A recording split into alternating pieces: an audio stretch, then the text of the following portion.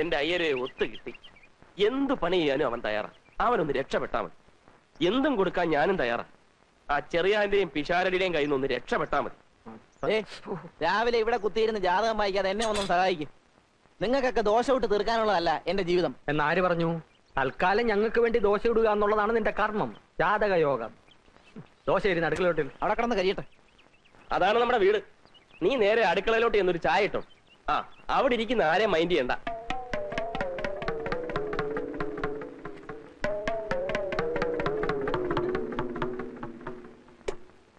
നീ ഏതാടാ? എടാ കൊച്ചനെ, നീ നല്ലോണം ആലോചിച്ചോ? വീട് മാറി കയറിയതാണോ? അല്ല, ഞാൻ ഈ വീട്ടിലേക്ക് തന്നെയാ വന്നത്. എന്നോട് പറഞ്ഞു ആരോടും മിണ്ടാ അടുക്കളയിൽ ചെന്ന് ചായ ഇട്ടോളാൻ. ആര്? മറ്റേ ചേട്ടൻ. മറ്റേ ചേട്ടനോ? അതെ, ഈ ചേട്ടൻ. നിങ്ങൾ എന്റെ ഒരുങ്ങി വന്ന്.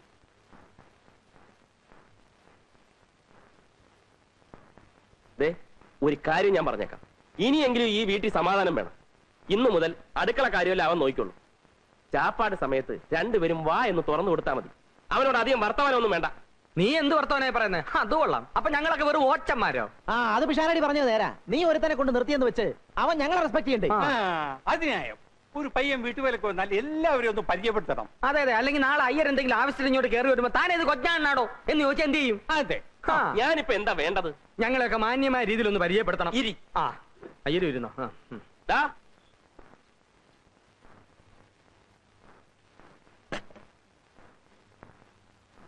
ഇന്നു മുതൽ നിനക്ക് 3 ചേട്ടന്മാരാണുള്ളത്.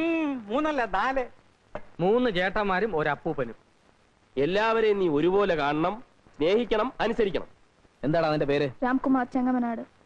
നീ ചെങ്ങമനാട് മൊത്തം മേടിച്ചോ? അല്ലേലും രാംകുമാർ എന്നൊക്കെ വിളിക്കാൻ വലിയ പാടാ. വല്ല IAS ഓഫീസറെയും വിളിക്കുവാന്ന്.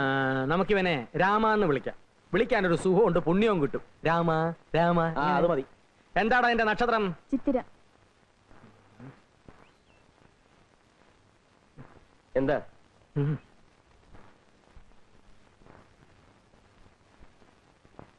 അവനെ പറഞ്ഞു വിട്, പോക്ക് കേസാ. ചിത്തിര നക്ഷത്രം, അക്കുടി നാശം, സ്ഥാനഭ്രംശ, ധനക്ഷയം, അഖില ശരീര അസ്വാസ്ഥ്യ, ദുഃഖാന്തിത. താൻ തന്നെ പാട് നോക്ക്, ഒരു കുഴപ്പമില്ല. നീ ഒന്നേ, നീ അവന്റെ ചെവി ശ്രദ്ധിച്ചോ?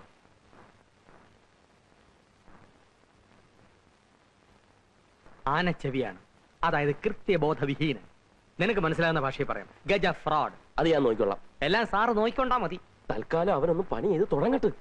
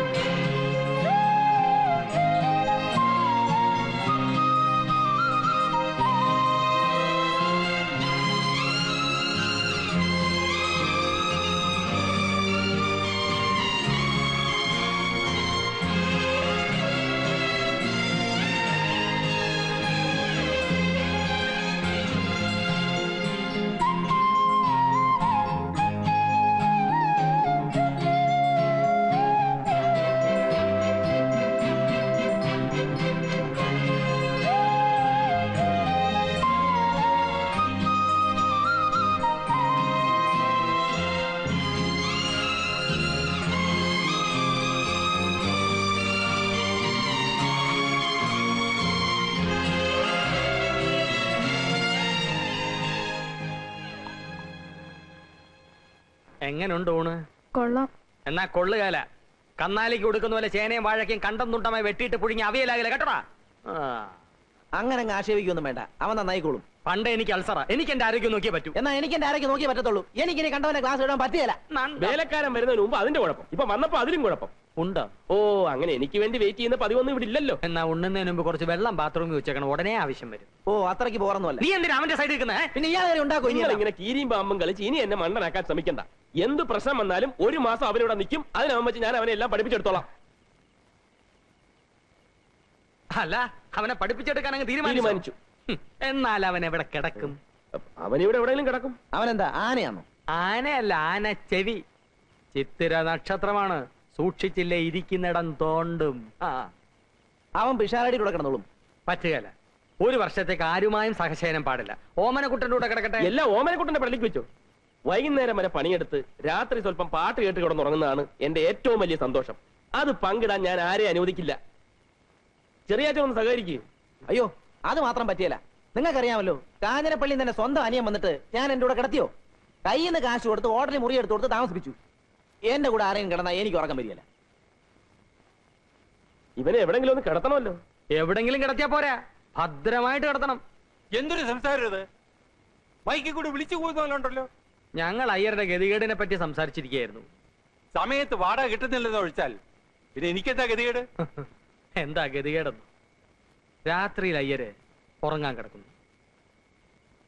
പെട്ടെന്ന് തൊണ്ട വരലെന്ന പോലെ നെഞ്ചിൽ ഒരു വേദന.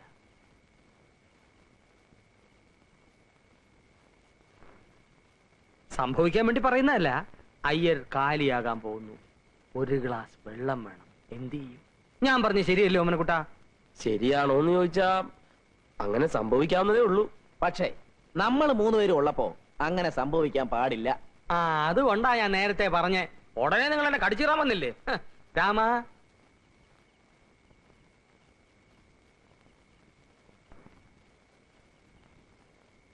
രാമ, നീ പകൽ മുഴുവൻ ഇവിടുത്തെ പണിയൊക്കെ തീർത്തിട്ട് രാത്രി അയ്യരുടെ കൂടെ പോയി കിടന്നോണം.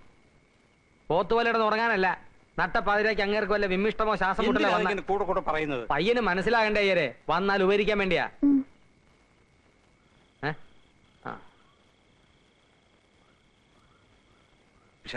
നിങ്ങളല്ലേ പറഞ്ഞത് അവൻ ആനച്ചെവിയാണ്, സൂക്ഷിക്കണം. ശുദ്ധ ബ്രാഹ്മണന്മാർക്ക് അതൊന്നും ഏശയില്ല. പിന്നൊരു കാര്യം, അവന്റെ 2 കൈകളും ഒന്ന് സൂക്ഷിച്ചു. അതെന്താ? അവന്റെ കയ്യിലിരിപ്പ് അങ്ങനെ. രാമ, നീ ചെല്ലേ. പോ. വാടാ, വാ. രാവിലെ ഇനി എത്തിയേക്കണേ. അയ്യരെ അവന് പുതയ്ക്കാൻ ഒരു കമ്പിളി കൊടുത്തേക്ക്.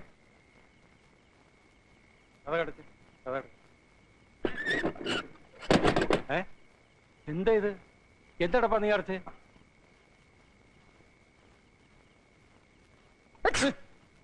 എന്താ ഇത്? ഞാൻ തുമ്മിയതാ.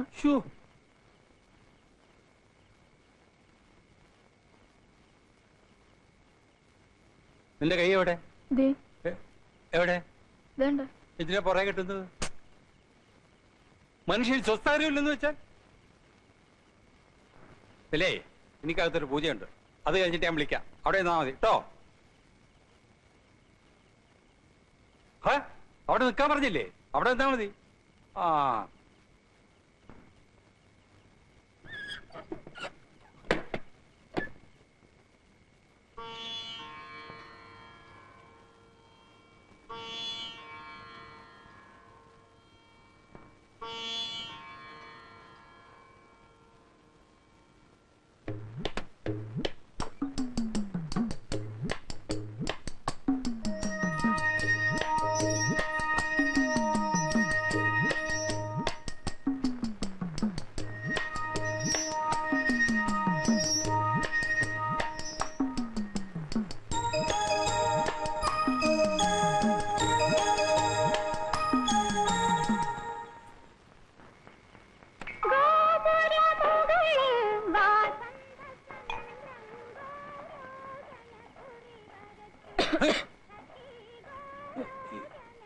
എന്താ?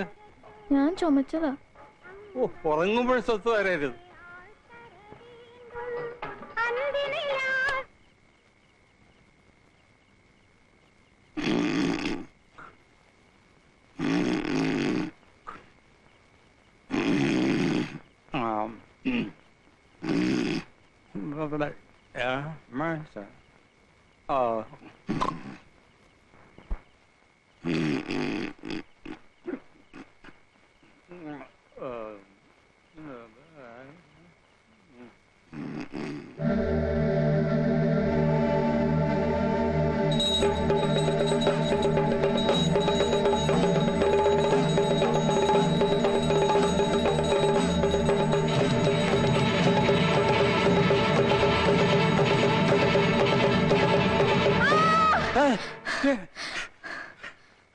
എന്തത്? ഒന്നുമില്ല. നിന്റെ കൈ എവിടെ? രണ്ട് കൈ ഉണ്ടല്ലോ.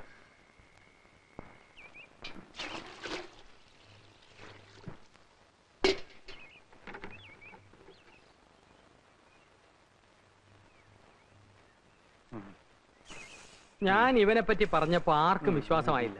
ദേ ഒറ്റ രാത്രി കൊണ്ട് അയ്യർ ഈ പരുവത്തിലായില്ലേ? പിഷാരുടെ അല്ലേ പറഞ്ഞത് ശുദ്ധ ബ്രാഹ്മണനെ ഒന്നും ഏൽക്കില്ലെന്ന്? ശുദ്ധ ബ്രാഹ്മണൻ അതൊന്നും യേശുവില്ല. അയ്യർ അതല്ല എന്നുള്ള ഇപ്പൊ മനസ്സിലായല്ലോ. ഈ നിമിഷം അവനെ ഇവിടുന്ന് പറഞ്ഞു വിടുന്നതാണ് ബുദ്ധി. അവനെ പറഞ്ഞു ഇവിടെ അയ്യാക്ക് ഇത്ര ധൃതി എന്തുവാ? ആരും ധൃതി വെച്ചിട്ട് കാര്യമില്ല. ഒരു മാസം അവൻ ഇവിടെ നിൽക്കും. അപ്പൊ കിടപ്പ് വീണ്ടും പ്രശ്നമാകും. പ്രശ്നമാകില്ല. നറുക്കിട്ടെടുക്കാം. ദാ നമ്മുടെ 3 പേരുടെ പേരും ഇതിനകത്തുണ്ട്. അയ്യരെടുക്കട്ടെ. ആരുടെ പേര് വരുന്നോ ഒരു മാസം അവൻ അയാളുടെ മുറിയിൽ കഴിയും. നറുക്കെടുപ്പൊന്നും പറ്റത്തില്ല. അതെന്താ? ഇവൻ ഇതിനകത്ത് നമ്മുടെ രണ്ടുപേരുടെയും പേര് മാത്രം എഴുതിയിട്ട് കാണൂ. അത് ശരിയാ. ഒന്ന് വിശ്വസിക്കണേ. എന്റെ പേര് വേണ്ടട്ടോ. അയ്യരുടെ പേരൊന്നും എഴുതിയിട്ടില്ല. അവിടെ ചുമ്മാ ഉണ്ട്. വിശ്വാസമായല്ലോ. കുലുക്കാവല്ലോ.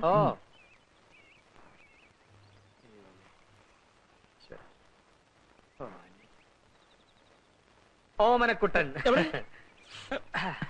ഓമനക്കുട്ടൻ തന്നെ. അയ്യരെ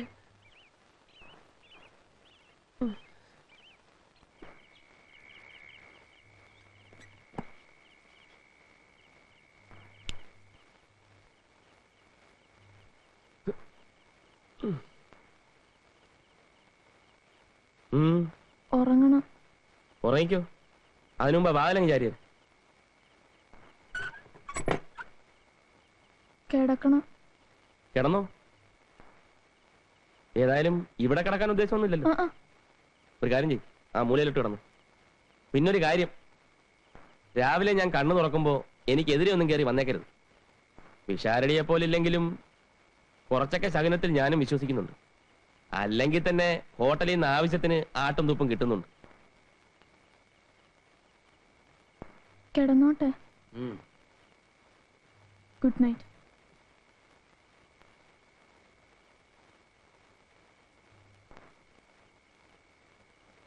പാട്ട് ഇഷ്ടമാണോ? ഇഷ്ടമല്ലെങ്കിലും ഞാൻ ഉറക്കം വെക്കും. സഹിച്ചോണം. Good night.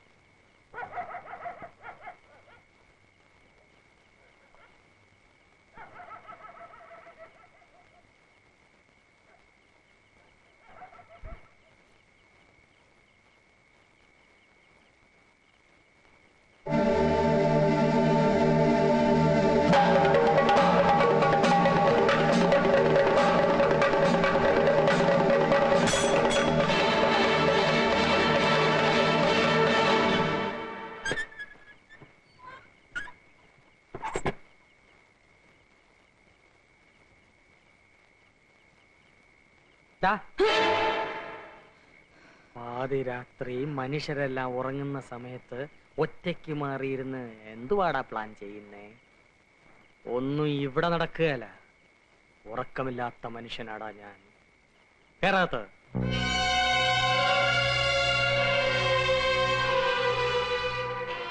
കഥകടയ്ക്ക്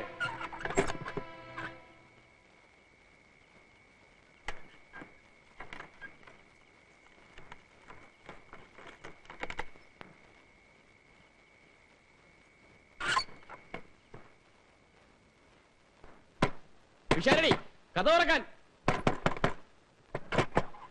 ശാരടി, അവൻ തുറന്നു കൊടുക്ക്, ഇല്ലെങ്കിൽ എന്റെ കഥ കല്ലിയെ വിളിക്കും. കഥ തുറക്കാനാ പറഞ്ഞത്. ആരുമില്ലേ? അയ്യരകത്ത് കയറിക്കോ. കഥ കടച്ചോ.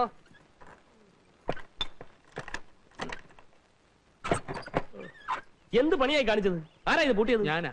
ഓ, ഞാൻ എന്താ വല്ല മോട്ടിച്ചോണ്ട് പോകുന്ന വിചാരിച്ചോ? ഹെ, നീയല്ല, ഇവനാ ചിത്തിര. ആനച്ചെവി. അവന്റെ വെച്ചുള്ള നോട്ടം കണ്ടോ? ആർക്ക് ഇഷ്ടപ്പെട്ടില്ലെങ്കിലും ഞാൻ വാതില് പൂട്ടും. രാവിലെ തുറന്നോളാം. വലിയ ഉപകാരം. അങ്ങനെയെങ്കിലും എന്തെങ്കിലും പണി ചെയ്യുന്നുണ്ടല്ലോ. ഒന്നും അല്ല PWD ഒന്ന് പിരിച്ചു വിട്ടത്. ഏ? ഒന്നുമില്ല.